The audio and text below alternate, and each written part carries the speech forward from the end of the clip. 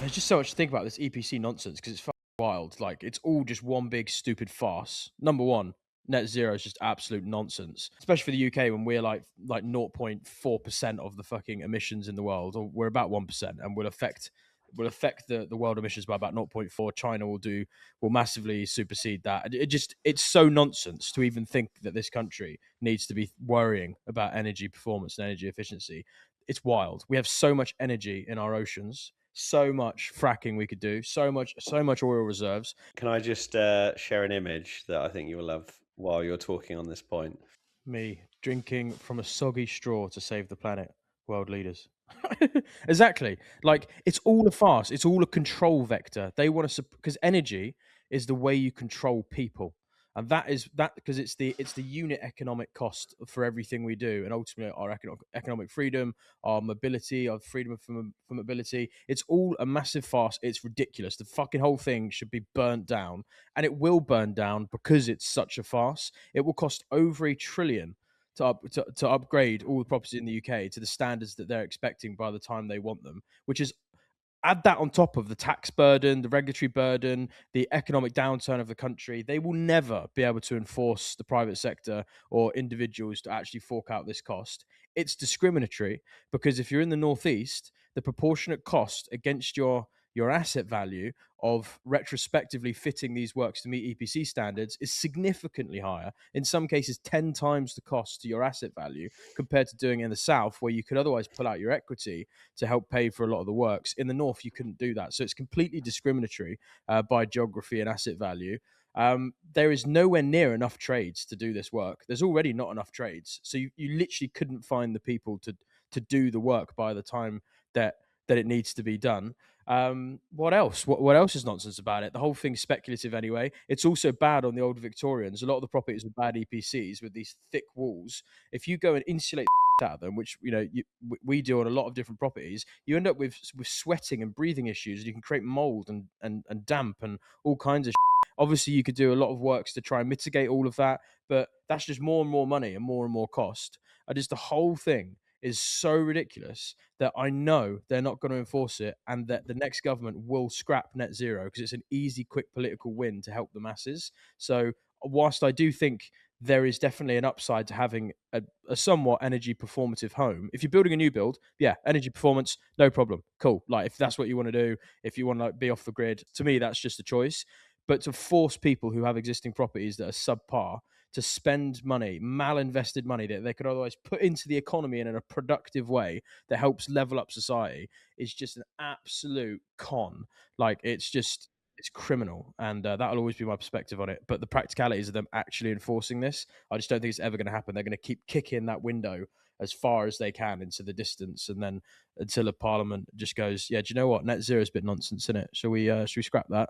Um, which they will. And then I think new build standards will always be a certain quality, but I don't think they'll force retrospective works the way that they have been. Do you think Ryan's passionate about this, Stu? I reckon. I think he's got definitely got to be in his bonnet, isn't he? I don't do Yeah. any of my HMOs or any of our developments. I do them for the future. I don't. It's not my number one agenda. It's more of a commercial decision. It's like if I can refinance, pull out more money by making them EPC A or B. I just sent a video of our latest HMO where we've put a solar field in the back garden. It cost me like 11 grand, which is a lot of money. But if you've got a long time horizon and I'm thinking I'm going to keep that building for 20, 25 years, see out my retirement with it, why would I not want to do that? They're so easy to maintain. I can run the whole building for no cost. You can't do that in North because you don't get. But that's why I don't build in the north, right? That's why I build in the south. But the policy is ubiquitous, right? So the policy is discriminatory.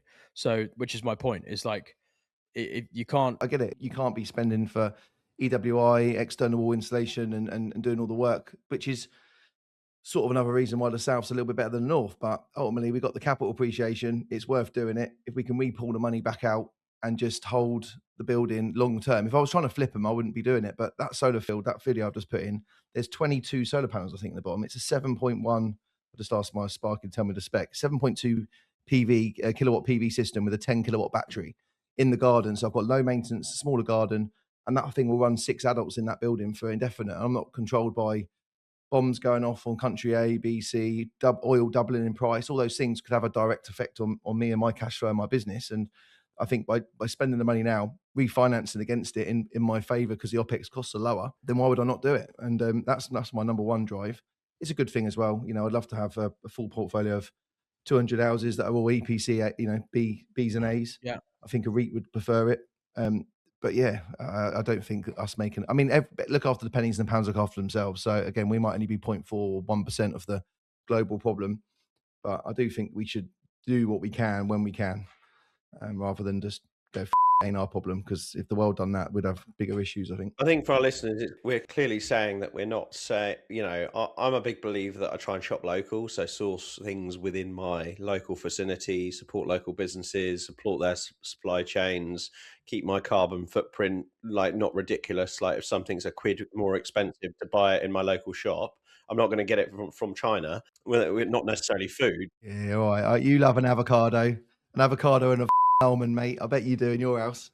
Been flown across the country, but that's the problem with all the vegans as well. They all got the same problem. On the sort of virtuous point of like doing our bit for the world, this is where I hate the policy, because it is not doing our bit for the world to cannibalize our economy, our society, and the freedoms of individuals for the sake of something that's so inconsequential. Because China don't give a shit, America don't really give a I shit, know. Yeah, I'm Europe not don't a really give a woke shit. person. No, I know, but as in, On my agenda, it's like the lowest thing on there, but I still think it's not something I would just not do. The commercial value is the number one reason why I do it, and then obviously yeah. it's to have a cleaner footprint. But when you think about commercial value, are you talking in terms of commercial valuation of the building, or the commercial value of like allocating that capital? Yeah, absolutely. It's the cash flow of that business. I'm in more control, controlling the biggest cost of any portfolio, which is the energy costs.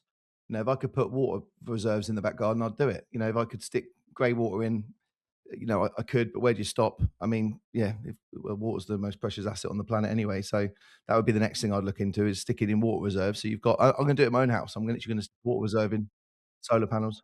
The only thing that falls from the sky, there's terrible shortages. Let me do last point on the EPC. Yeah, last point on it. Because to me, the long term commercial decision is that through necessity, technology is a force function to eventually hit abundant free energy, and it's just going to happen quicker and quicker and quicker with AI. So to me, to allocate capital towards an asset to reduce the energy cost performance of the building, as opposed to allocating that capital to acquire more assets, to me is not the right decision. I'd rather accumulate the assets or put it through into the business, where in the north it doesn't make sense to put it in the asset, because you don't get the reflective return back on the asset value, which you can in the south. So it's a different economic decision. The cost of energy is still the same. But energy will become free and abundant. It will be, it's a force function, because we have to for AI and all this technological enablement Yeah, that we want to put into the world. So when it's can't you free, build in remote areas with AI and blockchain and be in areas where you need to actually have energy at close to source? So you need to build energy plant stations near villages and towns and communities where you're talking about AI and blockchain, which can be in remote locations. no, but the room temperature superconductors and all kinds of technology that's going to completely just transform the whole lived environment and the way we do things. We'll just make energy abundantly free.